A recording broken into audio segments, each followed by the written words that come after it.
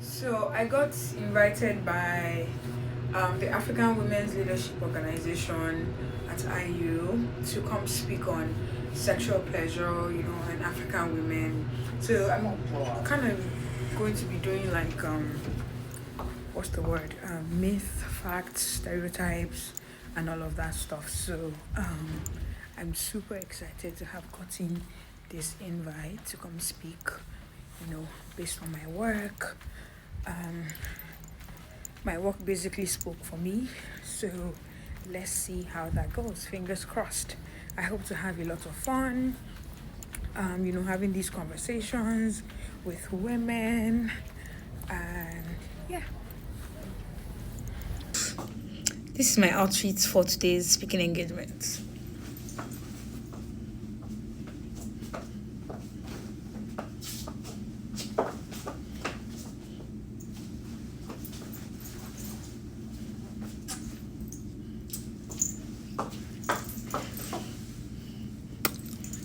When you think sexual pleasure, what comes to mind?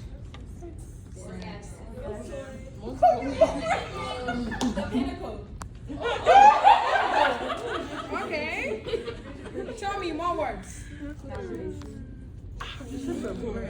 Condom. You can't say sex. Literally. All right. Stimulation. Good. Good. Now, let's talk pleasure. Now, I think this is one of my most favorite topics, and that's why I kind of like all of my degrees have been geared towards talking about pleasure. My first degree was in human anatomy. I think this was maybe 10 years ago. I feel old. 10 years ago, and then my master. Who am I?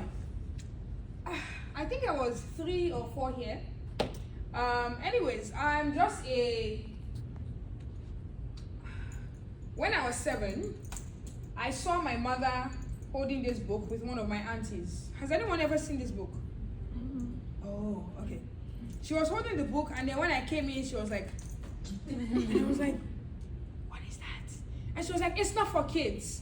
She shouldn't have done that. Because you see, the moment she said it's not for kids, my brain was like, it's for kids. And so I went and started to search for the book when she wasn't home. I was so dedicated, I climbed to the top of the wardrobe. Kind of like, you call it closet here, but it's like, we call it wardrobe. So I had to climb, and then I found the book. She hid it perfectly, because she didn't want me to see it, but anywho, so I read the book, and the book basically had talked about women from birth to death. So it talked about puberty, sex, orgasms, sexual styles, very explicit. I think I was 7 or thereabouts. I was like, what? Oh, this is cool. And I was like, I'm going to be a gynecologist because I want to talk about this more with women. I thought it was just an easy thing to do, but anyways. So, a line. And there was also this very predominant one where they would always say things like, if you wanted to talk about sex in an African household or sexual pleasure, they would say things like, that's not our culture. It's that's the white people's culture. Why are you trying to do what the white people do? So, growing up, it kind of made it sound like it wasn't even our thing, that we're just conservative. We don't talk about these things. And I'm happy to announce that I have demystified that, and I found the truth. That is why it's good to do a PhD. You need to be a nosy person. That is, I think, Rwanda, Kenyan practice, where it is derived from the verb kunyara, which means to urinate. And this was something that grandmothers would teach their granddaughters about womanhood, sexual arousal. This is what, you're encouraged to explore your erogenous zones. Oh, this feels good, you should try this. If this doesn't work, you try it, right? In fact, there's one particular society, I don't remember their name, where if you were stressed or tired, your mother could massage your back in a way that you would have an orgasm. Orgasms were not seen as anything sexual. They were seen as a natural release of your taste. Your body releases. So you see that it wasn't a bad thing or dirty thing. It was like normal stuff. Now, for example, the kunyaza is a practice where the women are taught, and then they also teach the men how to pleasure the woman. So it's not just about penetrative sex alone. You need to, they kind of like you knock the door before you go in, which obviously we know that a lot of women don't orgasm from penetrative sex. Very few women orgasm from penetrative sex. So it was kind of like geared towards the pleasure of women. Now, kind of like you should arch your back. I don't think I want anybody following me. I'm feeling like. Anyways, make the vagina tight again and stimulate or increase vaginal lubrication. And it used to come in vaginal, topical, or oral forms. For example, tiger nut, dates, sugarcane, watermelon, honey, all of those stuff. Yeah. So, and they basically had different functions from like fertility increase, increased sexual performance, and pleasurable sexual intercourse. Now, what went wrong? So, with the advent of colonialism and, not just Christian missionaries, also jihadists, local pleasure-centric cultures and traditions that encourage openness about sex and pleasure were criminalized. And then they brought about you should be submissive, women should be pure. I've forgotten what we call it. It's called kind of like you have to be like Holy Mary. Holy Mary had Jesus Christ without sex, so you have to be holy. And so it was kind of like something they brought in, and they were like, okay, this is how women should be like. And they're like, you Africans are having too much sex. You should tone it down. You are too open about this conversation. You should tone it down, which shows you that we used to be very outspoken about these things.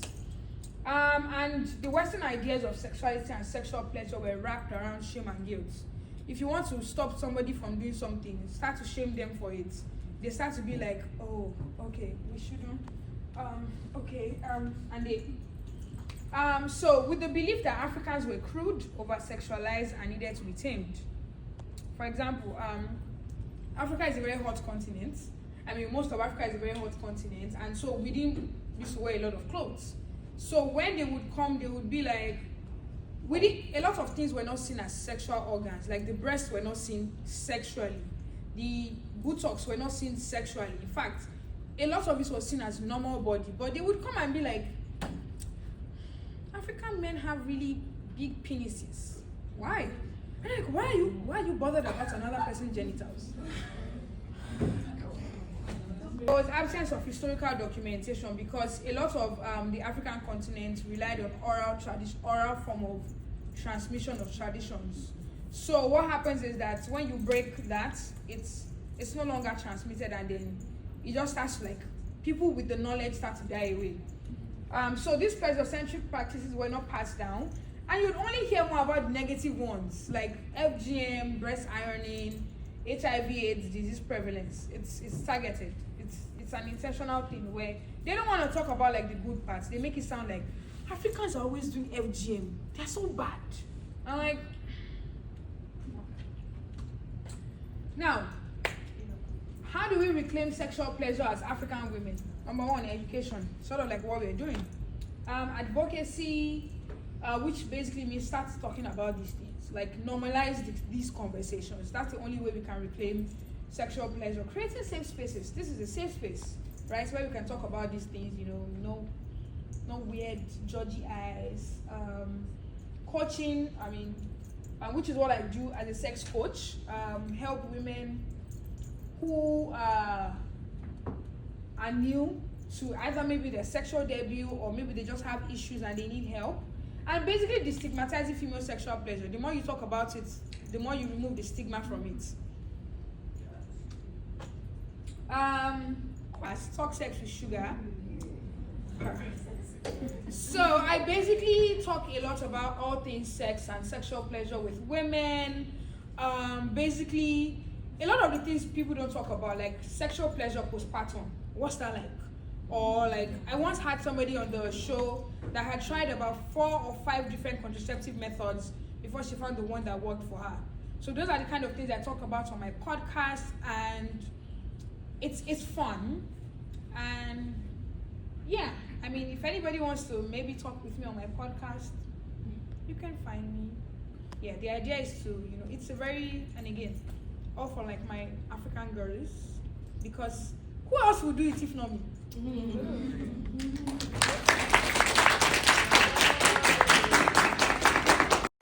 So I just finished my session and they loved it so much. It was the last session. The girls loved it so much. It was such a beautiful like gathering of women. They loved it a lot. And they want me to come back another time to come talk about it again. So, I mean, I'm always gonna come back, so I'm always gonna come back. Anyways, bye.